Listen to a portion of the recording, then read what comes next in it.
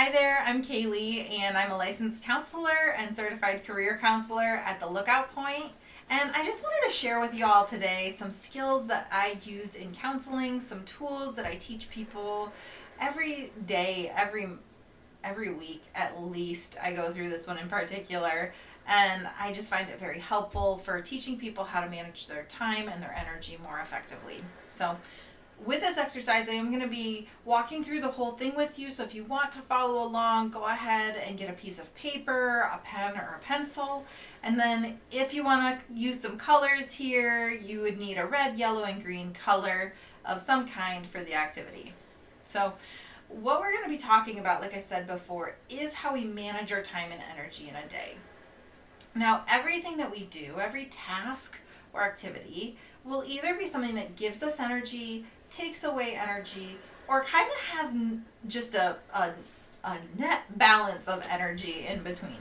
And we're going to label each of these green for the things that give us energy, red for the things that take away our energy, and yellow for the things that are kind of in between, just like a stoplight.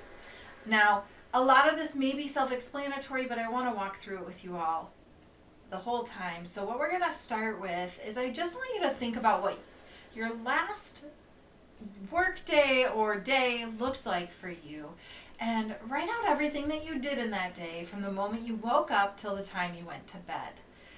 That is going to be a lot of things, so go ahead and pause the video if you need to get all of that done, and when you're ready, go ahead and hit play. I'm not going anywhere.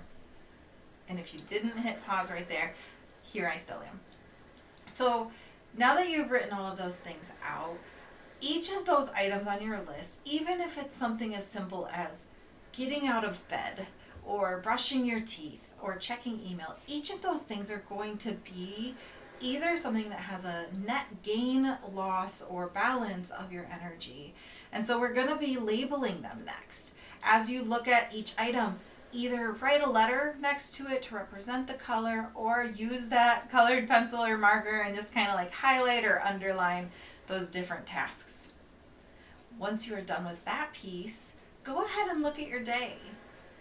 I wonder if there is more green than red, if there's more red than green, or even if yellow is kind of the majority of the color. I know when I've done this activity, yellow shows up a lot. That's okay.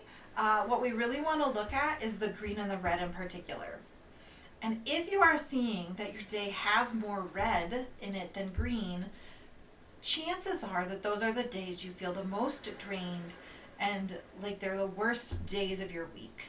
Whereas if you have more green in that day, it's probably the days you look forward to the most, or you look back and you say, that was a pretty good day. That wasn't too bad. So as we talk about being strategic with these tasks and activities in your day, what I want you to start to think about is, how do I start to rearrange some of these things so that there is more balance? If you have a lot of meetings with work, for example, but you're able to have some control over when they're spread out, and maybe meetings are really red for you, maybe have meetings spread out over multiple days. Even if you could do them in one day, spread them out anyway because they're red. Or maybe there's a particular meeting that is very green for you and you want to throw that in a day that has a lot of red. You can do that too. Now, just like a stoplight, there are rules to these that can help you more effectively manage your energy. If you are at a stoplight and it turns from green to red, we all know that that's not good. We know that that's going to cause all kinds of accidents. It's not going to be great.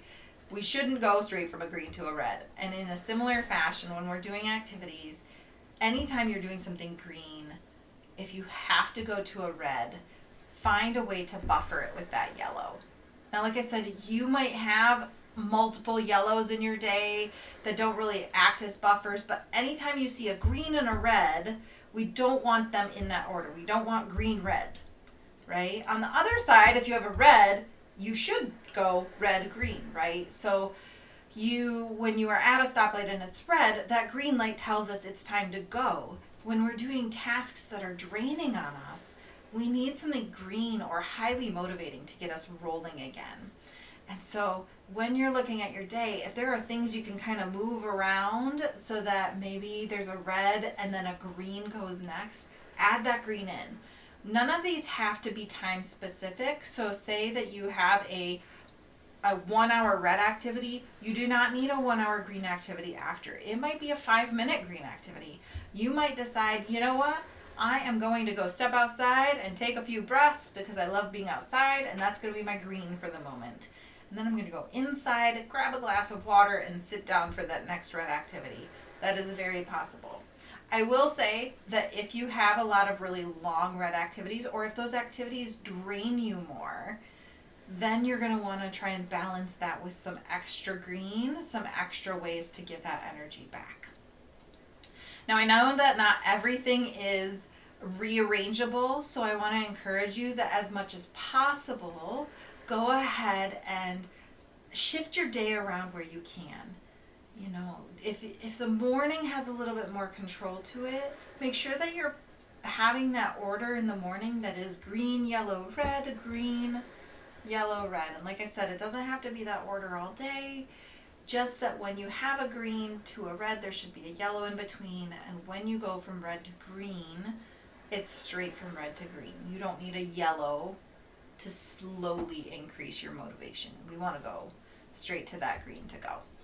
This exercise works excellently for those who are trying to develop a good work-life balance. It's great for parents when they're trying to help with their kids' routines. You'll see a lot of times as you look at your kids' routines, if they are going straight from a green to a red, that's where you have the most meltdowns.